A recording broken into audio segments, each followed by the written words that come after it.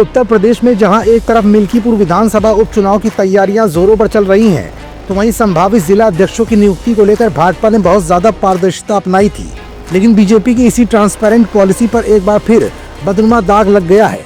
आखिर बीजेपी ने अपनी ट्रांसपेरेंसी को बरकरार क्यों नहीं रखा और क्यों कन्नौज और फर्रुखाबाद में संभावित जिला अध्यक्षों की सूची लीक हो गई?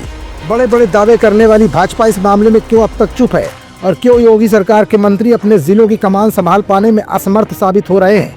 ये कुछ ऐसे सवाल है जिनका जवाब अपनी आज की इस रिपोर्ट में हम आपको दिखाएंगे भी और बताएंगे भी। लेकिन पहले अपने टेलीविजन स्क्रीन पर चल रही इस सूची पर जरा गौर फरमाइएगा, सोचिएगा और फिर समझने की कोशिश भी करिएगा कि चाल चरित्र की बात करने वाली बीजेपी का असली चाल और चरित्र क्या है।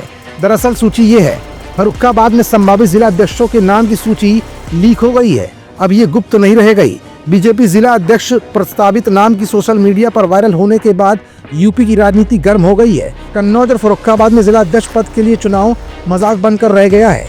जनप्रतिनिधियों के आगे संगठन बौना साबित हो रहा है। भारतीय जनता पार्टी, जिसे सिद्धांतों की पार्टी कहा जाता है, इस बार अपनी कोर कमेटी के निर्णय लीक होने के कारण चर्चा में आ गई है। जिला अध्यक्ष पद के संभावित नामों को लेकर जो चर्चा सरेआम हो रही है, उससे कहीं न कहीं बीजेपी पर और उसके अनुशासन और गोपनीयता पर सवाल खड़े हो रहे हैं। प्रधानमंत्री नरेंद्र मोदी जहां राजनीति में युवा शक्ति को आगे लाने की बात करते हैं, वहीं इस घटना ने भाजपा की नीति और कार्यप्रणाली को कटघरे में लाकर खड़ा कर दिया है। फर्रुखाबाद में भाजपा जिला अध्यक्ष पद के लिए 42 आवेदनों की सूची पहले से तैयार थी।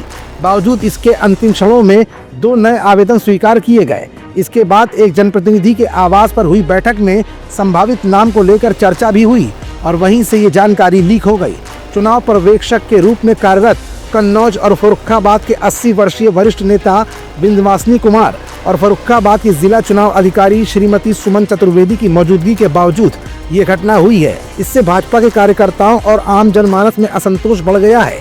भाजपा कार्यकर्ताओं ने इस घटना को पार्टी की नीति और सिद्धांतों के खिलाफ बताया है। आम जनता ने पार्टी के अनुशासन और गोपनीयता पर गंभीर सवाल उठाए हैं। प्रधानमंत्री नरेंद्र मोदी यूं तो युवाओं को नेतृत्व में लाने की वकालत करते हैं, लेकिन यहाँ वरिष्ठ नेताओं द्वारा लिए गए निर्णय ने इस नीति को कमजोर करके रख दिया है।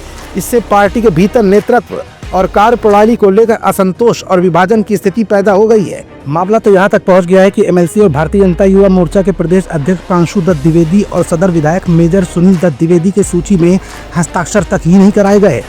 कन्नौज और फर्रुखाबाद में जिला अध्यक्ष पद को लेकर हुई इस अप्रत्याशित घटना ने भाजपा के सिद्धांतों और अनुशासन पर गंभीर सवाल खड़े किए हैं।